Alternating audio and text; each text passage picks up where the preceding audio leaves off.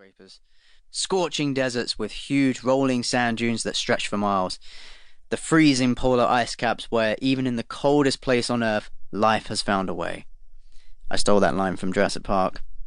And the giant blue oceans that control our climate and where we are still discovering new life.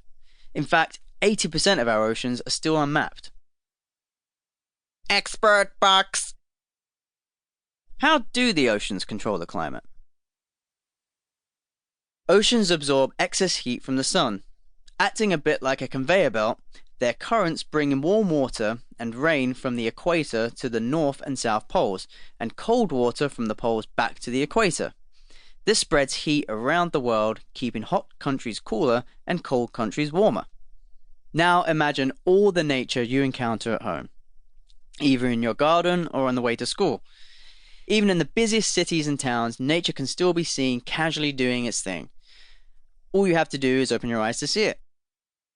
Every living thing on Earth and in our oceans, big and small, from the crawling ant to the leaping antelope, works in delicate balance.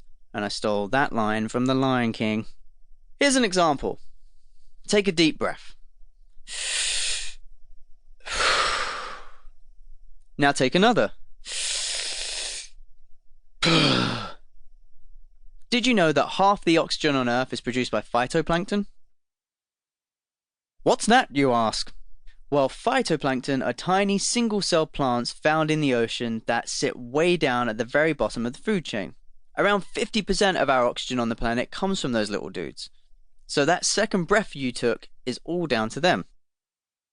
Our planet's pretty awesome, right? The aquatic food web.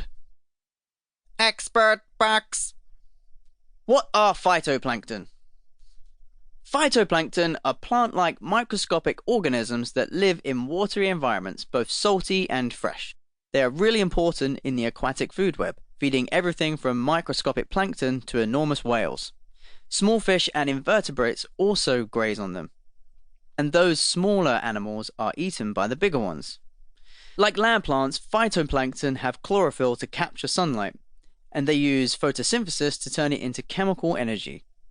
They consume carbon dioxide and release oxygen. Much of the air we breathe comes from phytoplankton, and they are being harmed by plastic blocking out the light and tiny plastic particles in the water affecting the food chain. If we want to survive as a human race, we need to save the phytoplankton by reducing the plastic in the oceans. Planet Earth blows my mind every day. In my opinion, Planet Earth is the best happy accident to ever happen in the entire universe. Latest studies suggest that water was first on this Earth around 4.6 billion years ago. This, combined with the fact that our sun is the perfect distance away, and a mixture of ice ages and volcanic gases, Earth's farts, that create chemical reactions, means that somehow life happened. Well, that's the short version. Okay, that's a very short version, but the planet has gone through some radical changes over the last billions of years for us to be able to climb up out of the water and slowly evolve into the amazing creatures we are today. Expert box. What is the Goldilocks zone? There are a few key factors that allow a planet to support life.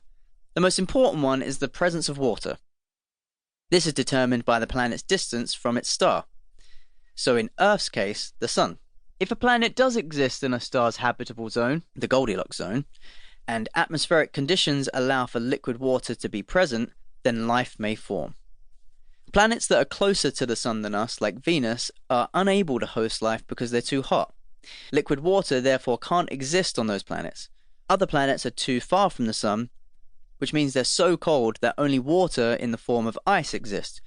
Or the planet may even be made entirely of gas, like Neptune or Uranus. Earth, fortunately for us, is the perfect Goldilocks distance from the sun.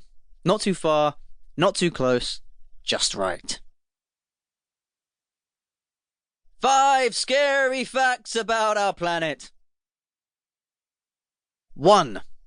Our forests are under serious threat. 31% of the Earth is covered in life-giving forests.